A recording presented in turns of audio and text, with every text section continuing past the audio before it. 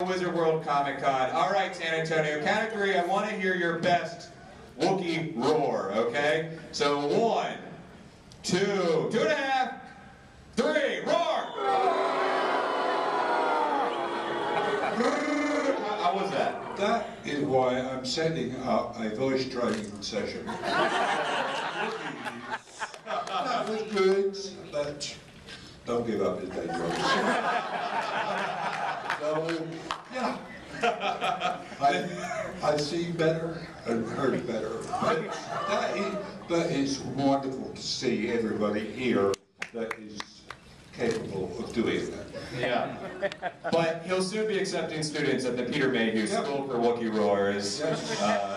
So coming up soon. So you're kind of a busy man. I hear you've been filming something recently. Let's put it this way: we've been on location. Right. Where I'm not allowed to tell you. I know nothing about that or whatever is going on. Yeah. It's a bit of a space adventure, I think. Space adventure, yeah. So, with a potential audience, very a lot of people. So, you know, it goes around the world and it's there. Yeah.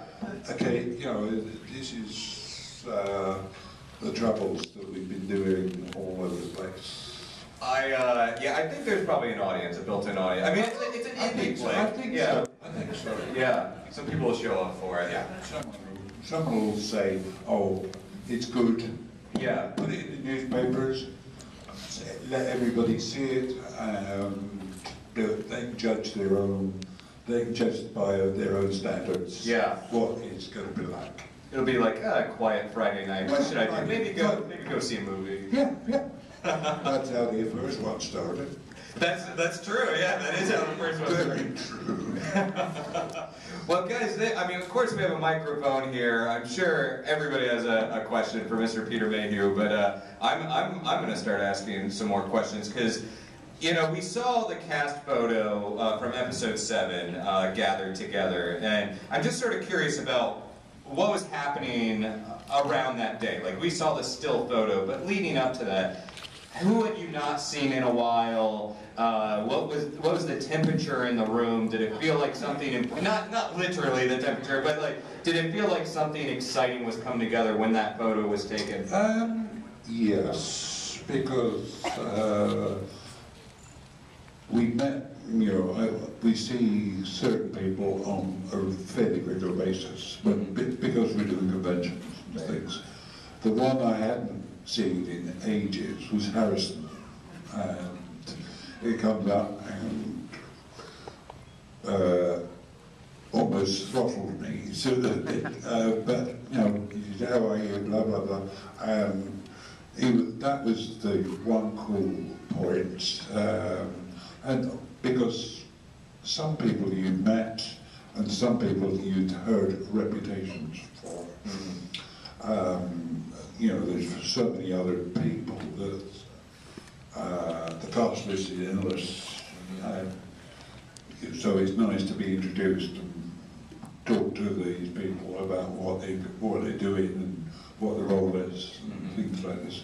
But most of them, you know, Mark and Kerry were there. Okay, you know, we see them on a regular basis. Right. It's cool. Yeah.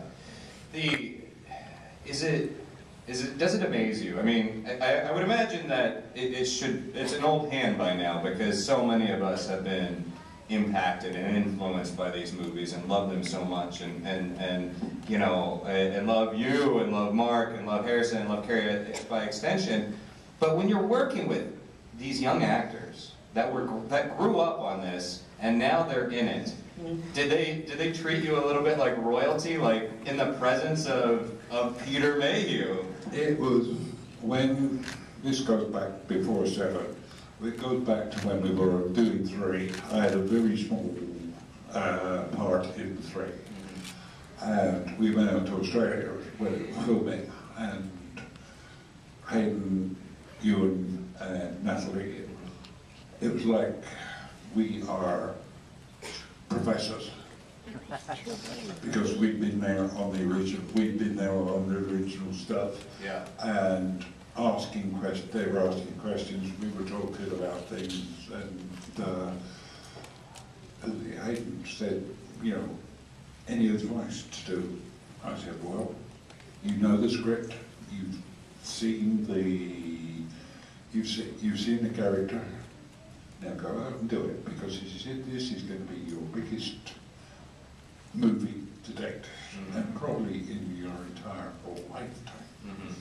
So, bit of advice, we go fast forward to London for the premiere, and Hayden comes up and goes, you know, your advice was right. I have got so many fans out there, and you have told me this is the big, you know, this is the big one. So, thank you very much. And when do I get my diploma? So, but everybody, you know, they were all good, interesting people. And you learn by talking to interesting people. Yeah.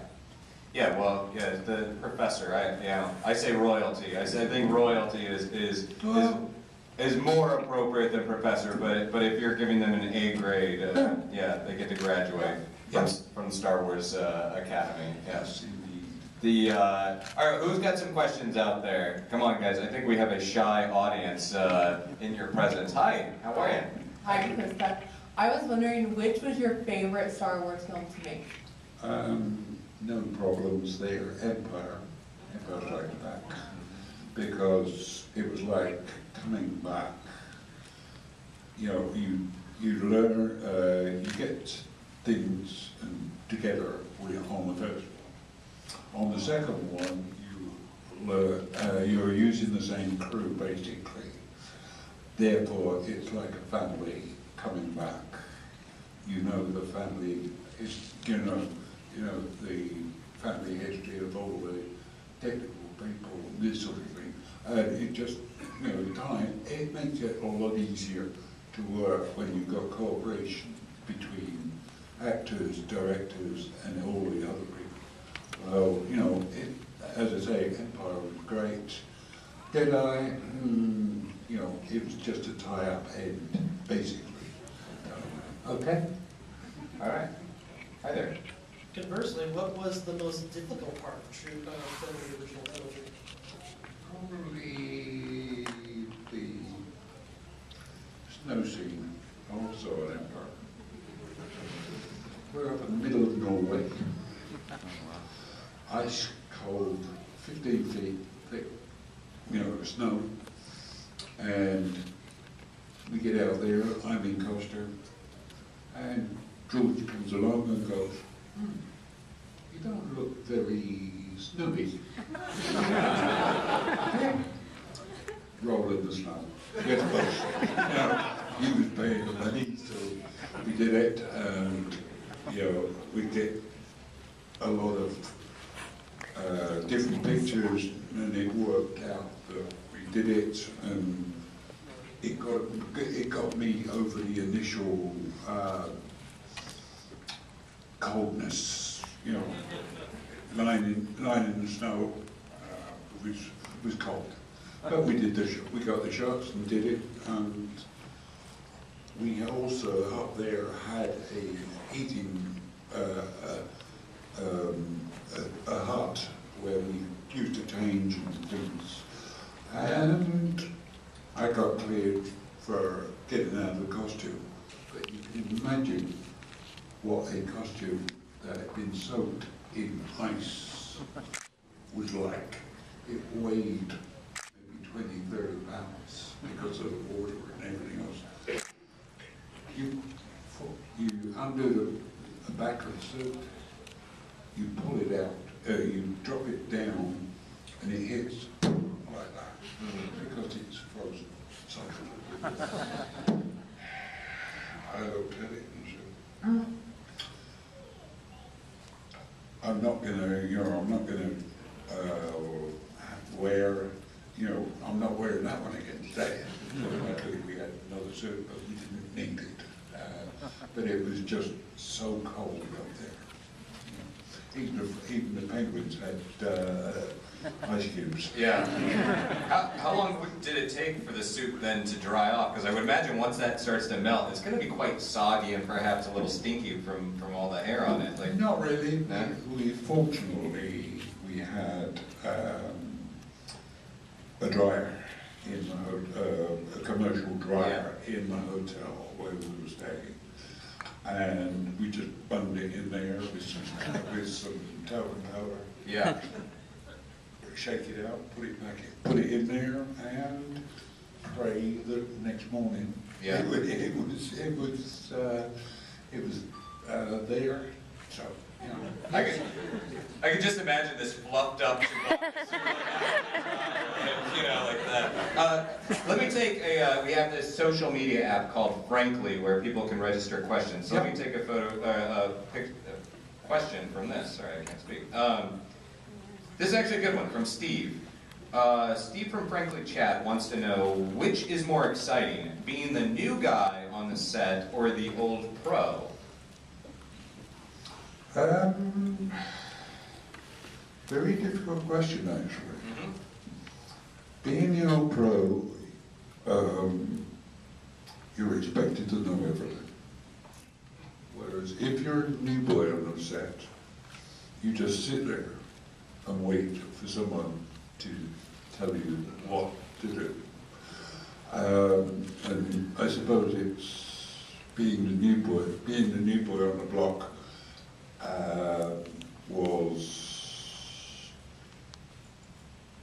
I knew that whatever George wanted, I could almost read his mind, not quite, but I knew roughly what he wanted out of that character and was able to do it. So, you're on the, as I say, you're there, and what I figured out was that if I did anything wrong, George would say, cut, do this, do that, do the other. He would give you advice of what he wanted out of that particular character. Yep. All right. Thank you, Steve from Frankly. Hi, sir. How are you? Good. And my question is, what were the good times that you had while you were in the episode 5, The Empire Strikes Back? What were the good times? Good times? Ooh, I can't remember. Or at least one. I remember staggering out of a barrel once, but that's not nothing to do with the film.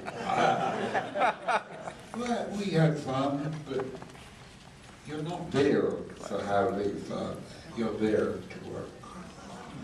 Okay, we did get, we did have parties and stuff, but when you're working with someone, you don't want to socialize with them at the same time. I don't, anyway. I want to be away from it, so that you can enjoy it enjoy your time when you want to, when you can. Yeah. Yeah, I would imagine you need to decompress after a long day of work. Yeah, like your long day of work could be 12 to 15 hours.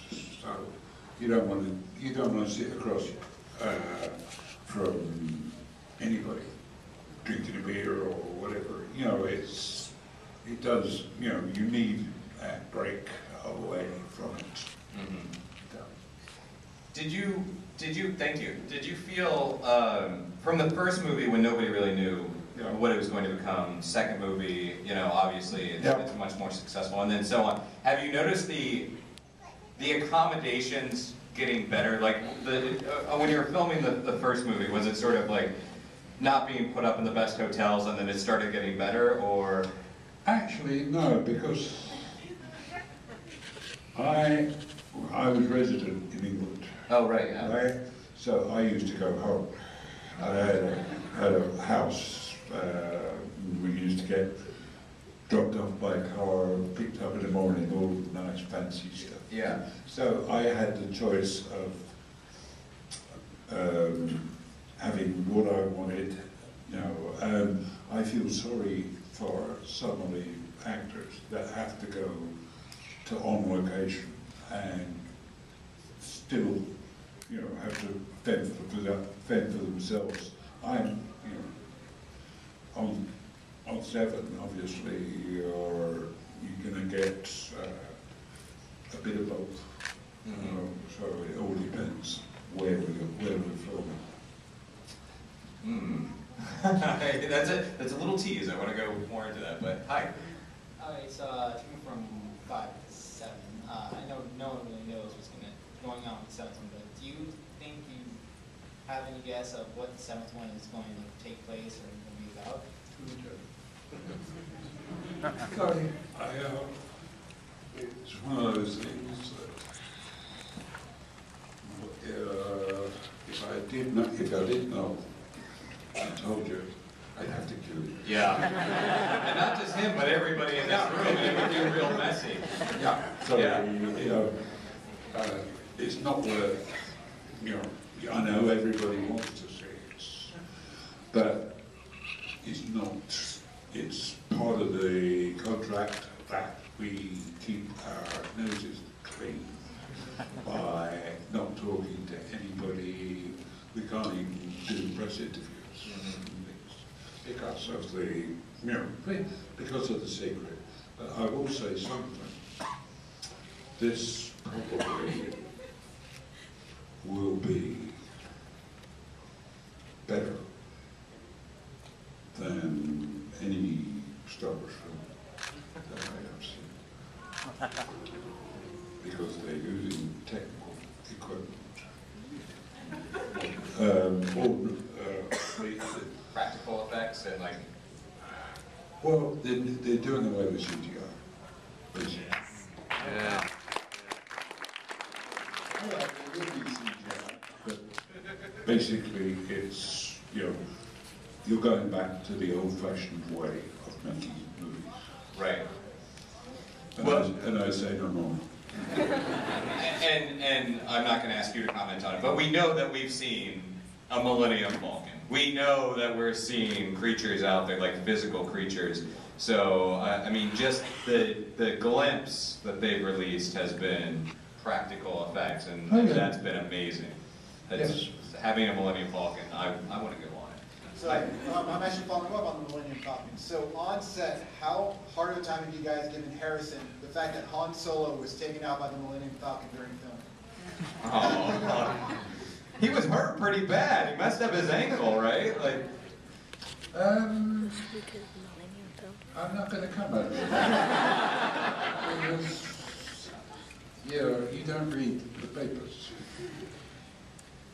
You don't read anything, you know, because all those facts are wrong. oh, okay. All right, that's good. So those facts are wrong. All right. Okay. Hi. My question is, how does it feel for Star Wars Episode 7, the director, to his previous 2 films were Star Trek? Like, was that something that you would not see coming, or like back in the day that'd be unheard of?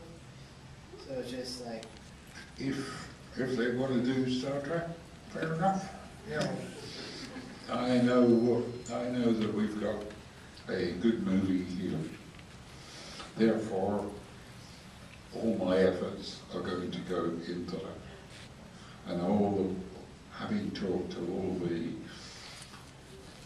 the so-called people, the associate people around, they are 100% behind this. Okay?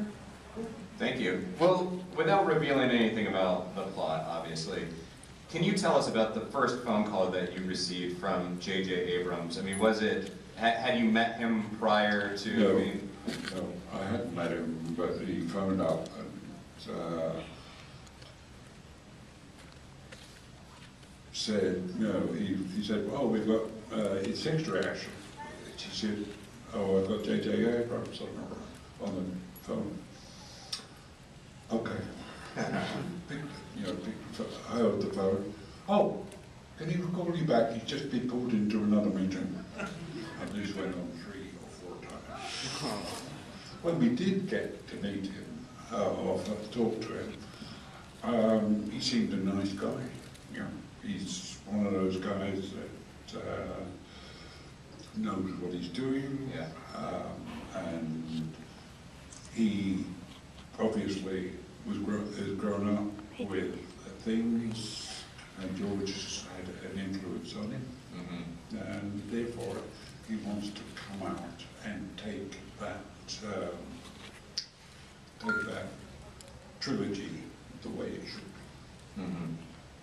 Well, he's a fan, so Yeah, he's a fan. So I'm sure he showed you the proper reverence and respect and everything. Yeah. Hi. Hi, my question goes back to how you were saying how you wanted sometimes to get away from work after like 12 or 15-hour days. Yeah.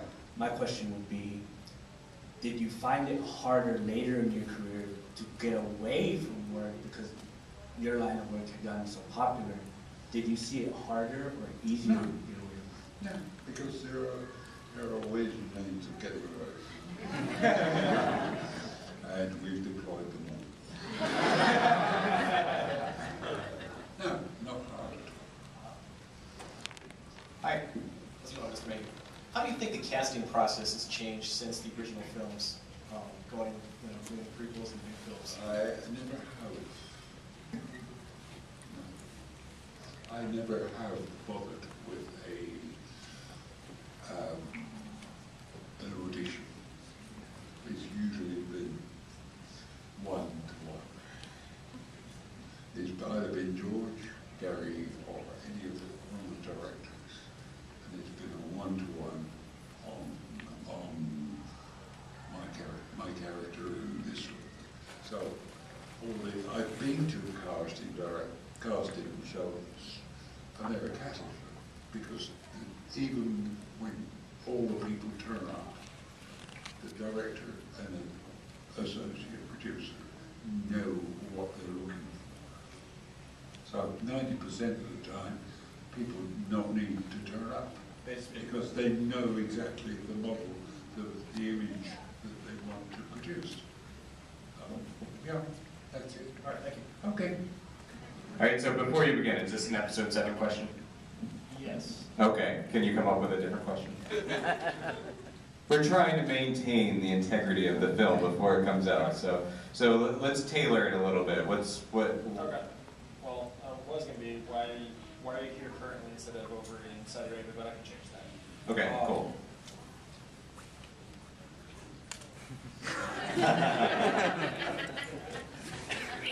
I'll give you a second. Oh, you got it? Yeah. Out of all 3 movies, which is your favorite scene for filming? Okay. Favorite scene? 3 of the originals, of course. The chess game. Just game. The what? The what? reason is The you've got what? 3 characters, Arthur and a monkey. I have never played chess in my life. We go up there and we sit down at the table and there's nothing on the table. It's just a checkered board. Talk to one of the technicians. Where's all the pieces that go on there? He said, oh, don't worry about that. We'll put them in afterwards. Okay, I'm playing 2 idiots.